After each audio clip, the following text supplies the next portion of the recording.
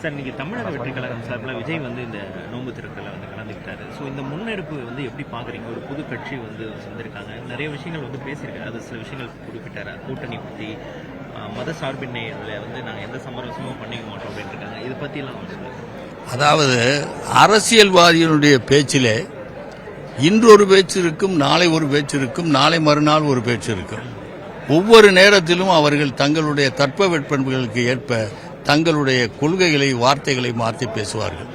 ஆனால் என்னை பொறுத்தவரையில் நான் பார்க்கிறேன், விஜய் அவர்கள் இந்த அரசியல் களத்திற்கு வந்ததிலிருந்து அவர்கள் எந்த கொள்கையை முன்னெடுத்து வந்தாரோ அதை விட்டு ஒரு அடி கூட அவர் விலகவில்லை. ஆனால் ஊடகங்களும் சரி, பத்திரிகைகளும் சரி, அவர்கள் ஹேசியம் என்கின்ற பெயரிலே பலவிதமான அவர் மாறுவார், அதை செய்ய போகிறார், துணை முதல்வராக போகிறார், 60 எம்எல்ஏ எதிர்கட்சி தலைவராக போறார், என்னென்னமோ சொல்றாங்க. ஆனால் எங்களை போன்றவர்களுடைய உள்ளத்திலே அவருக்கு அந்த எண்ணத்துக்காக அவர் வரவில்லை. முதல்வராக வேண்டும், துணை முதல்வராக வேண்டும், எதிர்கட்சி தலைவராக வேண்டும் என்றெல்லாம் இல்லை, பணம் சம்பாதிக்க வேண்டும் என்றெல்லாம் அவர் வரவில்லை. தமிழகத்திலே ஒரு தீய கலாச்சாரம் பரவி இருக்கிறது. எப்படி ஒரு பாத்திரத்தில் கழுவுனா வராது, இதை போட்டு சொரன்னாலும் வராது. அப்போ பெரியவங்க சொல்லுவாங்க, ஏன்டா அதை போட்டு சுரண்டிக்கிட்டு இருக்காது, ரொம்ப நாளாக ஊறி போச்சுடா, அதை வராதுடா அதுன்னு. ஆனால் ஆசிட் மாதிரி விஜய் வந்திருக்கார்.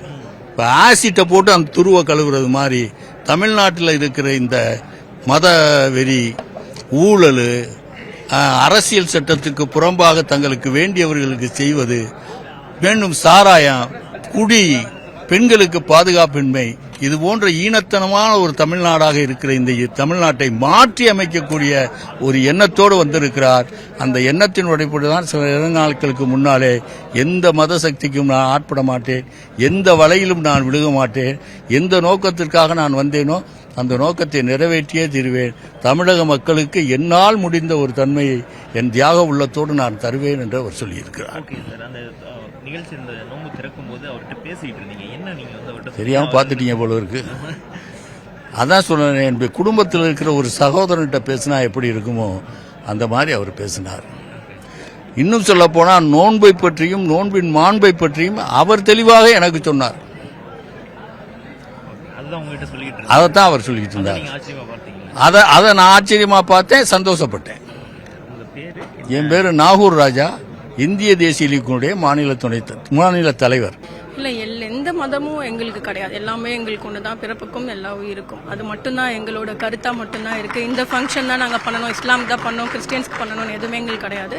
எல்லா மதத்துக்கும் எல்லாத்துக்குமே எங்கள் தளபதி வந்துட்டு சமமாக தான் நடத்துவாங்க. கூட்டணி போயிடுவார், வேற கூட்டணிக்கு போயிடுவார், பிஜேபி கூட்டணிக்கு பேசிட்டு இருக்காரு, இந்த மாதிரிலாம் சொல்லிட்டு இருக்காங்க. ஸோ அந்த மாதிரி எண்ணம் இருக்கா? நீங்கள் வந்து இன்னைக்கு அவர் பேசியிருக்காரு, அவர் அறிவிச்சிருக்காரு, இருந்தாலும் ஒரு காலங்களில் அப்படி வேற கூட்டணி வைப்பாரு, பிஜேபியோட போகிறாங்க. இல்லை கண்டிப்பாக இல்லை. எப்பயுமே தளபதி வந்துட்டு சிறுபான்மை மக்களுக்கு, முஸ்லிம்ஸ்க்கு எல்லாருக்குமே ஒரு சப்போர்ட்டாக மட்டும்தான் கண்டிப்பாக இருப்பாரே தவிர கண்டிப்பாக எதிர்த்து என்னைக்குமே அது நடக்காது. எங்களுக்கு அது ஒரு நம்பிக்கை. சஃப்னா தலைவர் வந்து இது இப்போலேருந்து இல்லை, அவர் அப்போலேருந்து இருக்கும்போது பண்ணிட்டு தான் இருக்காரு. நாங்கள் அது மக்களில் இருக்கும்போது அப்போ வந்து தலைவர் தான் பண்ணிட்டு தான் இருக்காரு. இப்போ கட்சி மூலமாக இருக்கும்போது இன்னும் நல்லா சிறப்பாக தான் பண்ணிட்டு இருக்கிறாரு. எப்பவுமே வந்து தலைவர் வந்து சிறுபான்மை மட்டும் கிடையாது, எல்லாருக்குமான அவர் தலைவர் தான். கூட்டணிக்கு போவார், வேற அதிமுக தலைமையிலான கூட்டணிக்கு போவார், அந்த மாதிரிலாம் சொல்றாரு. அதுக்கு ஒரு விளக்கம் கொடுத்திருக்காரு. அவருடைய அந்த நிலைப்பாட்டில் உறுதியாக இருப்பார் நினைக்கிறீங்களா? கண்டிப்பா தளபதி வந்து அது ஃபர்ஸ்ட் மாநாட்டிலே தெளிவாக சொல்லிட்டார். அவர் இந்த மாதிரி வந்து யார் வந்தாலும் என் தலைமையில தான் அப்படின்னு சொல்லிட்டு ஒரு தெளிவாக சொல்லிட்டாரு. அவர் வந்து ஒரு மாற்றுக்காக தான் வந்திருக்காரு தவிர ஆல்ரெடி இருக்கிற கட்சி கூட்டணி போகலாம் அவர் வரல. அவரோட முடிவில் தெளிவாக தான் இருக்காரு. அவர் வந்து சிறுபான்மையினருக்கு உறுதுணையாக இருப்பார் அப்படின்ற நம்பிக்கை உங்களுக்கு? 100% இருப்பார். அவர் அதான் சொல்றேன், உங்களுக்கு சிறுபான்மை மட்டும் கிடையாது, அவர் எல்லாருக்குமான தலைவர். அவர் வந்து இந்த மதத்துக்கு அதுக்கு எதுக்கும் அவர் போக மாட்டார். அவர் வந்து எல்லாரும் கூட ஒற்றுமையாக இருக்குன்னு பார்க்குறாரு, யாருக்கும் போக மாட்டார். அவர் தப்ரேஸ். தமிழக வெற்றி கழகத்தின் இஃப்தியார் நோன்பு நிகழ்ச்சி பார்த்தீங்கன்னா இன்றைக்கி வந்து சிறப்பாக நடந்து முடிஞ்சிருக்கு. இன்றைக்கி வந்து பார்த்தீங்கன்னா எல்லாருக்கும் பாஸ் கொடுத்து அழைப்பிதழை கொடுத்துருந்தாங்க. அந்தந்த டிஸ்ட்ரிக்ட்லேருந்து இந்த பேர் வரணும் அப்படின்னு சொல்லிட்டு 1000 பேர் கொடுத்துருந்தாங்க. அந்தந்த பாஸ் வந்து நாங்களும் வந்து சிறப்பாக வந்து நோன்பு நிகழ்ச்சி ரொம்ப சிறப்பாக நடந்து முடிஞ்சிருக்கு. ஸோ இதில் என்ன ஒரு ப்ளஸ் பாயிண்ட்னா, தளபதி அவர்கள் பார்த்தீங்கன்னா இன்றைக்கி வந்து சேம் அதே மாதிரி அவருக்கு நிறைய ப்ரெஷர்ஸ் இருக்குது. இந்த சிபிஐ அந்த பிரச்சனை இந்த பிரச்சனை எல்லாம் தாண்டி இன்றைக்கி எங்களுக்காண்டி ஒரு நாள் ஒதுக்கி ஒரு நோன்பு வச்சு நாங்கள் எப்படி நோன்பு இருக்கோமோ, காலையில் அதிகாலையிலிருந்து நோன்பு வச்சு ஈவினிங் நம்ம எப்படி நோன்பு திறப்போமோ சேம் அதே மாதிரி நோன்பு திறந்து எங்கள் கூட உட்காந்து, ஸோ மற்ற கட்சிகள்லாம் நீங்கள் பார்த்துருப்பீங்க, மேடை போட்டுருவாங்க, அங்கே மேலே உக்காந்துட்டு அவங்க உட்காந்துருப்பாங்க, கீழே உட்காந்துருக்கவங்க கப்பு குடிப்பாங்க. அந்த மாதிரி எல்லாம் கிடையாது. எல்லோருக்குமான தலைவர் இவர் வந்து பார்த்தீங்கன்னா நாங்கள் எப்படி கீழே மேட்டெல்லாம் போட்டு நமாஸ் படிக்கிறோமோ சேம் அதே மாதிரி எங்கள் பக்கத்தில் உட்காந்து நோன்பு திறந்தாரு, கஞ்சி குடிச்சு அதே மாதிரி தான் பண்ணிட்டு நமாஸ் படிச்சிருக்கிறாரு. ஸோ அவர் ஆரம்பத்திலே ஃபர்ஸ்ட் மாடல்லே சொல்லிட்டாரு, இந்த மாதிரி வந்து கொள்கை எதிரி வந்து பார்த்தீங்கன்னா பாஜக, அரசியல் எதிரி வந்து பார்த்தீங்கன்னா திமுக, அதுக்கும் விளக்கம் கொடுத்துட்டாரு. அவர் வந்து கண்டிப்பாக வந்து இந்த மாதிரி கூட்டணிக்கு அந்த பி டீம் சி டீம் எல்லாம் சொல்லிட்டு இருந்தாங்க, அதுக்கெல்லாம் விளக்கம் கொடுத்துட்டாரு, வதந்திகளை நம்பாதீங்க அப்படின்னு சொல்லிட்டு. ஸோ நிறைய நியூஸ் சேனல் போன வாரம் எல்லாம் பார்த்தீங்கன்னா கூட்டணி போயிட்டாங்க, அவங்க கூட போயிட்டு வந்து இது பண்ண போறாரு, இத்தனை சீட் வாங்கிட்டாங்க, அத்தனை சீட், அதெல்லாம் வதந்தி. உண்மை ரொம்ப உண்மைக்கு புறம்பான விஷயத்த வந்து பார்த்தீங்கன்னா வதந்திங்க பரப்பியிருந்தாங்க. அதுக்கெல்லாம் பதிலடி கொடுக்குற மாதிரி தான் இந்த இஃப்தியார் நோன்பு நிகழ்ச்சி நடத்தி முடிச்சிருக்கிறாரு. இவ்வளோ ப்ரெஷர்ஸ்லையும் இன்னைக்கு வந்து தலைவர் வந்து எங்க கூட வந்து ஒரு நாள் இருந்து நோன்பு இருந்து எங்களுக்கு வந்து நேரம் ஒதுக்கி எங்களுக்கூட உட்காந்து இன்னைக்கு வந்து நோன்பு திறந்து ரொம்ப ரொம்ப மகிழ்ச்சியா இருக்கு. நன்றி வந்து நம்ம தலைவருக்கு ரொம்ப ரொம்ப நன்றியை தெரிவிச்சுக்கிறோம். ஏன்னா நிறைய ப்ரெஷர்ஸ் பார்த்துருப்பீங்க, இப்போதான் சிபிஐ போயிட்டு வந்தாரு, நிறைய இதெல்லாம் போயிட்டு இருக்கு. கண்டிப்பா வந்து அவர் வந்து அந்த பி டீம் சி டீம் சொல்ற எல்லாம் எதுவும் கிடையாது, பதவி எல்லாம் எதுவுமே கிடையாது. அவர் எப்பவுமே வந்து சிறுபான்மை மக்கள் கூட நிற்பாருன்றது எங்களுக்கு வந்து ரொம்ப நம்பிக்கையா இருக்கு. போன வருஷமும் சேம் இதே மாதிரி ஒரு நாள் நோன்பு இருந்து நோன்பு திறந்தாரு, சேம் இதே மாதிரி இன்னைக்கும் அதே மாதிரி நோன்பு திறந்திருக்காரு. ரொம்ப ரொம்ப நன்றி. இந்த அழைப்பிதழை ஏற்றிங்க வந்ததுக்கு ரொம்ப ரொம்ப நன்றி. உங்க நியூஸ் சேனலுக்கு ரொம்ப நன்றி பேட்டி எடுத்ததுக்கு. கிருஷ்ணகிரியிலேருந்து இம்ரான். மெயினாக என்னன்னு பார்த்தீங்கன்னாக்கா, இந்த மாதிரி ப்ரெஷர்லாம் கொடுத்தா எங்க கூட கூட்டணிக்கு வந்துடுவாரு அப்படின்னு சொல்லிட்டு அழுத்தம் கொடுத்துட்டே இருந்தார். எவ்வளோ அழுத்தம் கொடுத்தாரு பரவாயில்ல, அவர் மக்களை நம்பி மட்டும் தான் இருக்காரு. மற்ற கட்சிக்கும் இந்த கட்சிக்கு என்ன வித்தியாசம் பார்த்தீங்கன்னாக்கா, மற்ற கட்சிகளெல்லாம் கூப்பிட்டு ஆளுங்களை வந்து பணம் கொடுத்து எல்லாம் பிரியாணி வாங்கி கொடுத்து வர வைக்கணும். எங்கள் தளபதிகளாம் அப்படி கிடையாது. எம்ஜிஆருக்கு அப்புறம் மக்கள் எழுச்சியாக வந்து கூடுற ஒரே கூட்டம் யாருக்குன்னா எங்கள் தளபதி மட்டும்தான். நாங்கள் அவரை அண்ணனாக பார்க்குறோம். வெற்றி வாய்ப்பு எந்த அளவுக்கு இருக்கும்னு நினைக்கிறீங்க? வெற்றி வாய்ப்பு கண்டிப்பா இருக்குங்கண்ணா. ஏன்னா வந்து எல்லா இடத்துலயும் பாத்தீங்கன்னா தலைவர் தளபதி அவர்கள் பாத்தீங்கன்னா மக்கள் பேராதரவு இருக்கு. ஸோ கூட்டம் வந்து ஓட்டா மாறாதுன்னு சொல்றாங்க. ஸோ அது வந்து பாத்தீங்கன்னா வர ஏப்ரல் 23 நமக்கு வந்து எலெக்ஷன் நடக்குதுங்கண்ணா. கண்டிப்பா வந்து அனைவரும் வந்து மே 4 உங்களுக்கு வந்து அந்த ரிசல்ட்லேயே தெரியும் வந்து கூட்டம் ஓட்டா மாறி இருக்கான்றது. கண்டிப்பா மக்கள் பேராதரவு வந்து எம்ஜிஆருக்கு அடுத்து பாத்தீங்கன்னா தளபதி அவர்களுக்கு நிறைய இருக்கு. 100% வந்து வாய்ப்பு வந்து ஜெயிக்கிற வாய்ப்பு இருக்குண்ணா. தனித்து போட்டின்னு சொல்லியிருக்காரு.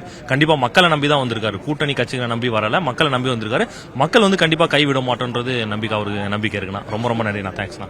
தளபதி வந்து ஃபர்ஸ்ட் வந்து கட்சி ஆரம்பிச்ச போது வந்து இவருக்கெல்லாம் யார் ஓட்டு போடுவாங்க, இவர் வந்து இவருக்கு ரசிகர்கள் தான் இருக்காங்க, மக்களோட ஆதரவுலாம் இல்லைன்னாங்க. அதுக்கப்புறம் என்ன பண்ணாரு, ஃபர்ஸ்ட் கட்சி ஆரம்பிச்சதுக்கப்புறம் மாநாடு வச்சதுக்கப்புறம் என்ன சொன்னாங்கன்னா, மீடியாவில் பேசினாங்கன்னா, இவரு கூட்டங்கள்லாம் ஓட்டா மாறாது அப்படின்னாங்க. 2வது மாநாடு வச்சப்போ ஒருவேளை கூட்டம் கூடிருச்சு ஓட்டா மாறிடுமோ அப்படின்னு பேச ஆரம்பிச்சிட்டாங்க எல்லா மீடியாலையும்.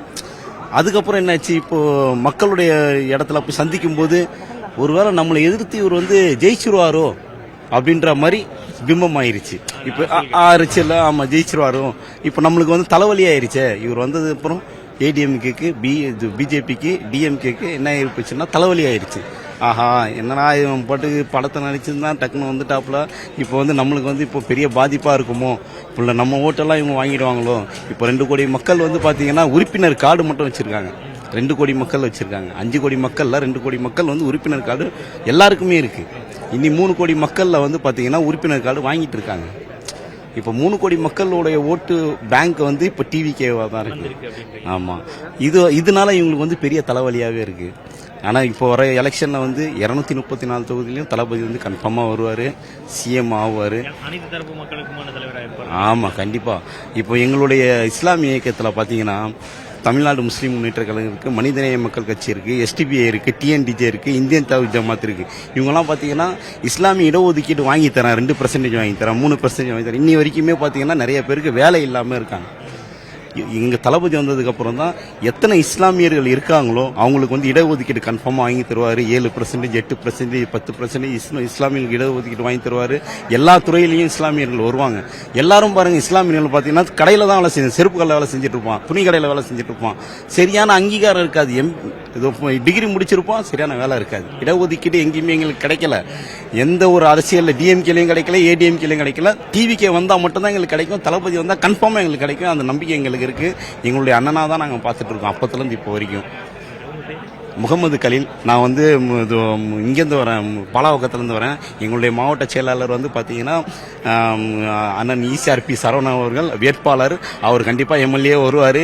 சோழிங்கநல்லூர் தொகுதியில் கன்ஃபார்மாக எம்எல்ஏ அன்னைக்கு வந்துருவார். நாங்கள் தளபதி, அவர் வந்து எம்எல்ஏ, எங்களுக்கு சிஎம் வந்து தளபதி தான். ஸோ இன்னைக்கு வந்து விஜய் அறிவிச்சிருக்காரு, நான் மதச்சார்பின்மையில் எந்த சமரசமும் பண்ணிக்க மாட்டேன், அந்த நிலைப்பாட்டில் எந்த சமரசமும் பண்ணி மாட்டாங்க. அந்த நம்பிக்கை உங்களுக்கு இருக்கா? விஜய் வந்து அவருடைய நிலைப்பாட்டில் இருப்பார் அப்படின்னு நினைக்கிறேன்.